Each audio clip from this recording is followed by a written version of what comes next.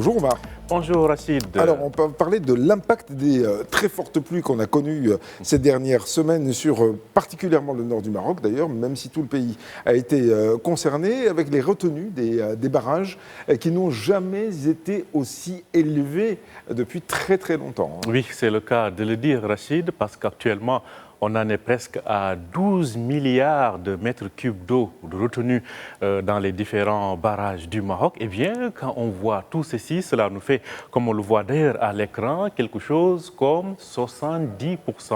70% de taux de remplissage, c'est ce qui est aujourd'hui contenu au niveau des différents barrages du Maroc. Comme vous l'avez si bien dit, cela fait bien longtemps, en tout cas bien avant cette année de sécheresse, qu'on n'avait pas vu un taux de remplissage aussi élevé au niveau des barrages du Maroc. Et ce qui est intéressant d'ailleurs et qui est à souligner, c'est que quand on prend les 9 bassins hydrauliques du Maroc, aujourd'hui, il n'y a que 2 qui sont en dessous des 50%. Il s'agit du bassin de Rabia, qui est actuellement à 44%, et du bassin de Dera Ouadnoun. Mais retenons que le bassin de Rabia, parce qu'il y a un grand barrage, à savoir le barrage Al-Masira, donc ce barrage a une capacité énorme en termes de contenu d'eau. Certes, ce bassin est à 44%, mais il est le deuxième qui stocke le plus d'eau actuellement au Maroc. Après donc le bassin du Sebou, retenons, Rachid, 70% de taux de remplissage des barrages. Eh bien, ça fait longtemps qu'on n'avait pas vu ça. C'est vrai que c'est considérable. Alors, on parle beaucoup des retenues d'eau à propos de l'irrigation, mais il y a une question qu'on se pose peu, mais qui est quand même très très importante.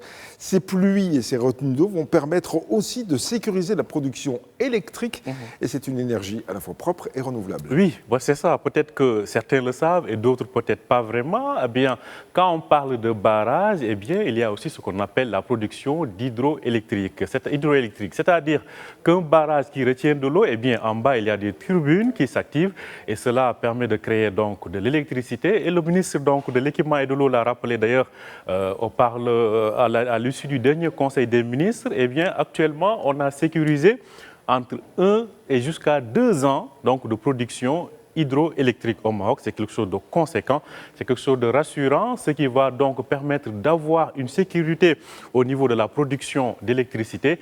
Si aujourd'hui on en est à près de 12 milliards de mètres cubes d'eau stockés, eh bien 1,5 milliard sont consacrés donc à la production hydroélectrique. Et ceci est quelque chose de très intéressant, d'autant plus que, comme vous l'avez dit Rachid, quand on parle de production hydroélectrique, c'est une production propre, donc qui ne pollue pas. Et ceci est très important dans le mix énergétique global, parce que cela va permettre de se rapprocher davantage de ces objectifs de 52% de mix électrique. Voire même peut-être les dépasser. Pourquoi pas, si cela continue. En tout cas, cette abondance d'eau nous promet aussi une campagne agricole prometteuse, on va dire ça comme ça, et ce sera, quoi qu'il arrive, positif pour la croissance du pays. Oui, c'est ce que l'on peut dire. Pourquoi? Parce que quand on parle de croissance économique dans un pays, on voit d'une part les secteurs non agricoles et de l'autre, le secteur agricole. Eh bien, qu'est-ce qu'on devrait avoir de façon générale cette année? En tout cas, le constat est qu'on devrait avoir une très bonne campagne agricole,